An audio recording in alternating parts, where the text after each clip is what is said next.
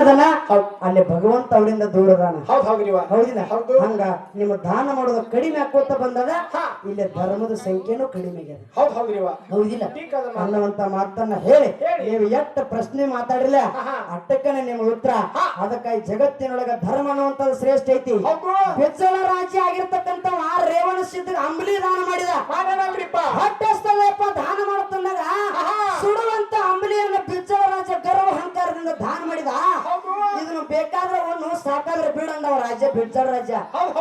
ಆ ಸಂದರ್ಭದಾಗ ಸುಡುವಂತ ಅಂಬಲಿಯನ್ನ ಏನ ರಾಜ್ಯಾಗ ದಾನ ಮಾಡಿದಲ್ಲ ರಾಜ್ಯ ರೇವಣ ಸಿದ್ಧಗ, ಇಂತ ಅನ್ನ ನೀ ದಾನ ಮಾಡಿದಪ್ಪ ಅಂದ್ರ ನೀ ಸುಡುವಂತದ ದಾನ ಮಾಡಿದಪ್ಪ, ನೀ ಸುಟ್ಕೊಂಡು ಹೋಗ್ಲಿಂದ ತಂದ. ಅದೇ ಅರಮನೆಗೆ ನಡಗಂಬಕ್ಕೆ ಏನ್ ಮಾಡಿದ, ಅಂಬಲಿಯನ್ನು ಸೌರಿ ಬಿಟ್ಟವ ರೇವಣ ಸಿದ್ಧ. ಬೆಜ್ಜಳ ರಾಜ್ಯ ದಾನ ಮಾಡುವುದರಿಂದ ಅವನ ಅರಮನೆನೇ ಸುಟ್ಟುಕೊಂಡ ಬಂಧುಗಳ ಅರಮನೆ ಸುಟ್ಟು ಹೋಯ್ತು. ಇದಕ್ಕೆ ಮುಂದೆ ಏನು ಮಾತಾಡ್ತೀರಿ ಮಾತಾಡ್ರಿ. ನೀವು ಎಲ್ಲಿ ಮತ್ತೆ ಪಾಯಿಂಟ್ ಬಿಡ್ತಿರ್ಲಿ ನಾವು ಅಲ್ಲೇ ಬಿಡ್ತೀವಿ. ಅಲ್ಲಿ ಮುಂದೆ ನನಗೆ ಮತ್ತೆ ಧರ್ಮದ ಬಗ್ಗೆ ಎಲ್ಲಿ ಕ್ರಾಸ್ ಹಾಕ್ರಿ ಅಲ್ಲಿ ಮತ್ತೆ ನಾ ಮುಂದೆ ಮಾತಾಡ್ತೀನಿ ಅನ್ನುವಂತ ಮಾತನ್ನ ಹೇಳಿ ಇಲ್ಲಿ ನೀವು ಬೆಜ್ಜಳ ರಾಜ ದಾನ ಮಾಡಿದವ. ಹೌದಿಲ್ಲ? ಯಾಕೆ ತನ್ನ ಅರಮನೆ ಸುಟ್ಟುಕೊಂಡ? ಹೌದಿಲ್ಲ? ರೇವಣ ಸಿದ್ಧಿಗೆ ಅಂಬಲಿಯನ್ನು ದಾನ ಮಾಡ್ಯಾನ.